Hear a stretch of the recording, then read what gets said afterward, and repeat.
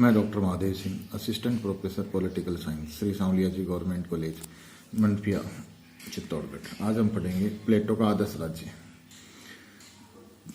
प्रसिद्ध यूनानी दार्शनिक प्लेटो ने अपने पुस्तक रिपब्लिक में आदर्श राज्य की बात करता है। प्लेटो के चिंतन का केंद्र आदर्श राज्य है। प्लेटो आदर्श राज्य में राज्य और व्यक्ति दोनों को पर्यायवाची मानता है, अर्थात राज्य और व्यक्ति के मध्य पारस्परिक तारतम्यता का संबंध है। प्लेटो ये मानते हैं कि राज्य व्यक्ति का ही विराट रूप है, यानी extension of individual is state. Plato ने एक बार कहा था कि राज्य वृक्षों या चट्टानों से पैदा नहीं होता, अपितु उन व्यक्तियों के चरित्रों से निर्मित होता है जो उसमें निवास करते हैं। इसका कहने का मतलब है कि राज्य कोई निर्जीव वस्तु नहीं है, अपितु व्यक्तियों की तरह ही एक व्यक्तियों का विराट रूप है और उनका समूह है, एक सजीव चीज है। राज्य की चेतना और व्यक्ति की चेतना में एकता और समानता है, यानी जो व्यक्ति सोचता है उसका चेतन शक्ति होती है, वैसे ही शक्ति राज्य की है। हम अब बात करते हैं कि आदर्श राज्य की उत्पत्ति कैसे होती है। तो इसके प्लेटो 3 चरण बताता है। प्लेटो पहले चरण में बताता है कि उत्पादक वर्ग का उदय होता है। उत्पादक वर्ग का मतलब व्यक्ति को अपनी आवश्यकताओं की पूर्ति के लिए राज्य की आवश्यकता होती है, इसलिए परिवर्तन एक प्रोड्यूसर क्लास पैदा होती है। ये प्रोड्यूसर क्लास श्रम का विभाजन और कार्य के विशिष्टीकरण के आधार पर होता है, यानी इसमें डिवीजन ऑफ लेबर होता है। जो श्रम की शक्ति पर निर्भर होते हैं वो उत्पादक वर्ग होता है। इस वर्ग की जो महत्वपूर्ण विशेषता वो होती है कि इनके अंदर भूख या सुधा होती है, और सुधा वाला वर्ग ही व्यक्ति ही उत्पादक बन सकता है। दूसरा वर्ग बताता है इससे आर्थिक आवश्यकताओं के बाद में व्यक्ति की सुरक्षा की आवश्यकता होती है, इसलिए सैनिक वर्ग का उदय होता है। सैनिक वर्ग जो है वह साहसी और उत्साही होता है, और इस वर्ग के अंदर इस वर्ग का कार्य आक्रामक न होकर रक्षा करना होता है, चाहे वो आंतरिक रक्षा हो, शत्रुओं से रक्षा हो, या बाहरी आक्रामकताओं से सुरक्षा हो। तो सैनिक वर्ग है वो किसी भी आक्रमण के लिए नहीं होता, अपितु ये देश की राज्य की सुरक्षा के लिए होता है। तीसरा वर्ग उन्होंने जो माना है वो है दार्शनिक वर्ग। ये सर्वश्रेष्ठ वर्ग है। ये विवेकशील और सहनशीलता होती है, और विवेकशील होने के कारण ये वर्ग प्रेम और सहानुभूति से परिपूर्ण होता है। ये सर्वज्ञानी होता है और सबका भला जानता है। ये जो दार्शनिक वर्ग है उच्च शिक्षित वर्ग होता है। इसमें इस प्रकार हम देखते हैं कि राज्य की उत्पत्ति 3 कारणों से हुई, एक शासक वर्ग के लिए, एक सुरक्षा के लिए और एक आर्थिक आवश्यकताओं के लिए। ये 3 जो फैक्टर है, इन 3 फैक्टर से ही 3 वर्ग, उत्पादक वर्ग, सैनिक वर्ग और दार्शनिक वर्ग या दार्शनिक राजाओं का वर्ग का उदय हुआ। अब हम बात करते हैं कि राज्य की उत्पत्ति के बाद में राज्य के आधार क्या है, आदर्श राज्य का आधार क्या है। तो प्लेटो 2 आधार फाउंडेशंस मानता है, शिक्षा और साम्यवाद। जैसा हम जानते हैं कि प्लेटो का ग्रंथ न्याय और शिक्षा पर आधारित है मुख्यतः। तो राज्य द्वारा सभी को शिक्षा दी जानी है। प्लेटो कहता है कि शिक्षा हो वो स्टेट स्पॉन्सर्ड हो, उसमें बिना किसी भेदभाव स्त्री पुरुष सबको समान रूप से शिक्षा पर राज्य द्वारा प्रदान अनिवार्य रूप से की जानी चाहिए। इसके साथ ही प्लेटो ये मानता है कि आदर्श राज्य में जो शासक वर्ग है, जो संरक्षक वर्ग है, गार्जियन क्लास है, जिसमें सैनिक और दार्शनिक राजा आते हैं, वो नैतिक रूप से तो उच्च शिक्षित होते हैं, फिर भी मनुष्य होने के नाते उनके अवगुण आने की संभावना होती है।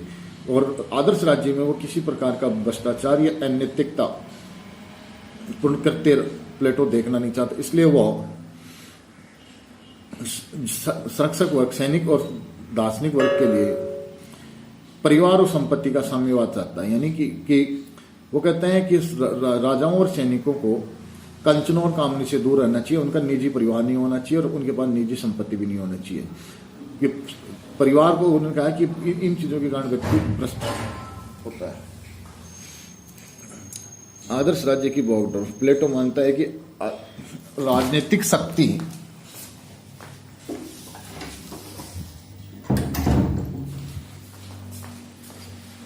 प्लेटो मानते हैं कि राजनीतिक शक्ति और आर्थिक शक्तियों का भिन्न भिन्न नहीं होकर एक ही हाथों में होनी चाहिए। आदर्श राज्य का संचालन इसलिए दार्शनिक वर्ग या राजाओं को करना चाहिए, क्योंकि ये वर्ग सर्वाधिक सुरक्षित, संस्कृतित, साहसी, ज्ञानी और निर्लोभी होता है। इस प्रकार आदर्श राज्य के अंदर, इस वर्ग के अंदर के हाथों में आदर्श राज्य सेफ एंड सिक्योर है और जनता सुरक्षित है। अब हम बात करते हैं आदर्श राज्य के आलोचनात्मक मूल्यांकन की। जब आदर्श राज्य की हम बात करते हैं तो कुछ विद्वान हैं जो आदर्श राज्य के कट्टर आलोचक हैं। उन्होंने, जैसे डनिंग है, पॉपर है, रसेल है, इन्होंने कहा है कि आदर्श प्लेटो का जो आदर्श राज्य है वो एक स्वप्निल संसार है, यानी एक सपनों में मिलने वाला आदर्श राज्य है। वो ऐसा राज्य इस धरती पे तो संभव नहीं है और ये व्यक्ति की स्वतंत्रता का विरोध है। क्योंकि वो प्लेटो कहता है कि दार्शनिक राजा होते हैं, वो सर्वज्ञानी, सर्वकुशल, वो व्यक्ति का सब हित जानते हैं। वो जो कहे वही व्यक्ति को करना चाहिए। तो व्यक्ति की अपनी कोई इंडिविजुअलिटी या स्वतंत्रता नहीं रह पाती। इसके साथ जो प्लेटो ने 3 वर्ग बताए, दार्शनिक, सैनिक वर्ग को तो उन्होंने सुरक्षित वर्ग माना है और उनको सुविधाएं दी है, परंतु जो प्रोड्यूसर क्लास है उसको निम्न स्थान दिया है और इस प्रोड्यूसर को शासन प्रशासन के अंदर वो कोई स्थान नहीं देता है। इस प्रकार प्लेटो उत्पादक वर्ग की उपेक्षा करता है। नेक्स्ट पॉइंट है शासक वर्ग की निरंकुशता, कि प्लेटो दार्शनिक राजाओं को सर्वज्ञ, सर्वश्रेष्ठ मानता है, सर्वज्ञानी मानता है और वो कहता है कि वो सब कुछ जानते हैं, सब जानते हैं, उनको किसी प्रकार के कानून या अन्य तरह से डिक्टेट नहीं किया जा सकता। तो उनके पास वो ऑमनीपोटेंट होते हैं, उनके पास अथाह शक्ति आ जाती है। इस प्रकार ये जो वर्ग है वह निरंकुश या तानाशाही वर्ग का रूप धारण कर लेता है।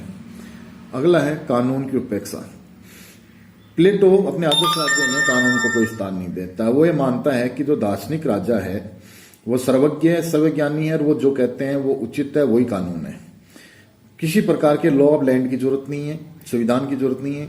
दार्शनिक राजा अपने आप के अंदर सक्षम है, संपन्न है, इसलिए वो ही सब कुछ जानते हैं, उनको किसी प्रकार से कानून की आवश्यकता नहीं है। कार्य का विशिष्टीकरण की पद्धति अनुचित। अब ये बात विशेष है कि प्लेटो ने division of labour and work specialisation के आधार पर, जिसमें 3 वर्ग बताए, जिनमें सुधा होती है वो उत्पादक वर्ग हो, जिसमें साहस हो वो सैनिक वर्ग हो, जिसमें बुद्धि हो वो दार्शनिक वर्ग हो। परंतु हम देखते हैं कि ये जो विभाजन है वो न्यायोचित या उचित नहीं है। क्यों?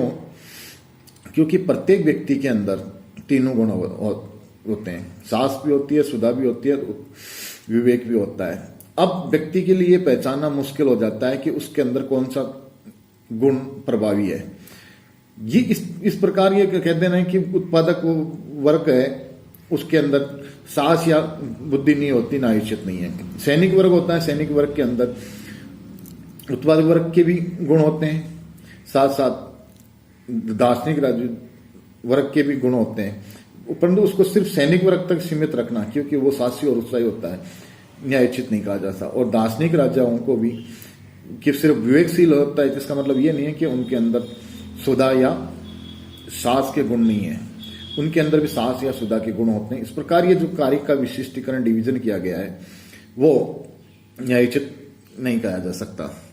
और व्यक्तिगत जो व्यक्ति और राज्य में जो इसकी समानता प्लेटो ने बताई है वो संभव नहीं है, क्योंकि व्यक्ति व्यक्ति होता है और राज्य राज्य होता है, राज्य होल होता है, व्यक्ति एक यूनिट होती है। तो यूनिट और होल के अंदर एक लिमिट तक समानता हो सकती है, परंतु एक स्थिति के बाद में समानता नहीं होती। जैसे प्लेटो कहते हैं कि राज्य व्यक्ति का विराट रूप है, राज्य का अंग ही व्यक्ति है, तो ये संभव नहीं है। राज्य का अंग व्यक्ति हो सकता है, पर व्यक्ति का एक्सटेंशन राज्य नहीं हो सकता, क्योंकि राज्य तो एक होल होता है, बड़ा एंटायर बॉडी होती है। उस एंटायर बॉडी को अगर इंडिविजुअल की तरह ही ऑर्गेनिक मान के उसको विराट रूप मानना उचित नहीं कहा जा सकता।